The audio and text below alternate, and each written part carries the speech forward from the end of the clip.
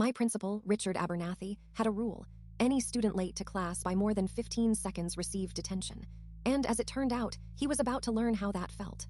Richard Abernathy's rule was simple. Students had to be in their seats by the first bell. Not by the second, not halfway through, but fully present when the bell completed its ring.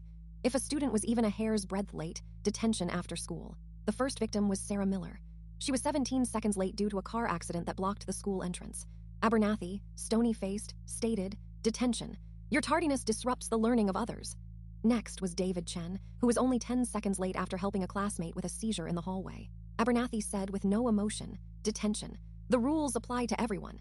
He clearly demonstrated the fundamental attribution error, judging others based on their actions while neglecting situational factors.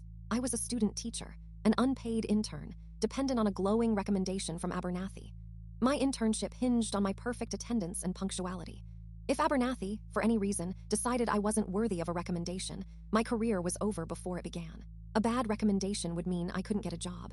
Because of all this, I started arriving at school an hour early, carefully documenting everything.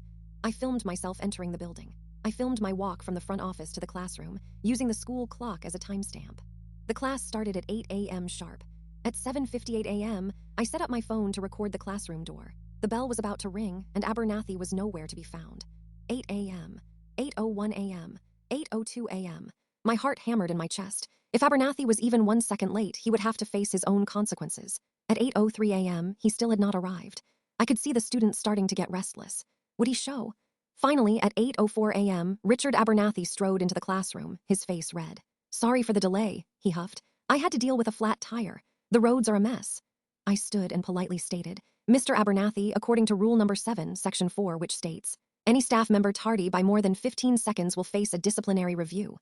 Your arrival time, according to the school clock, is 8:04, over 4 minutes after the first bell. That's over 240 seconds."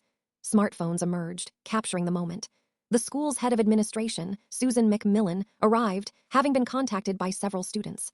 She had the security camera footage. Richard Abernathy was given a formal written reprimand and a mandatory review session. He had enacted a rule based on the reciprocity principle. Word count, 500.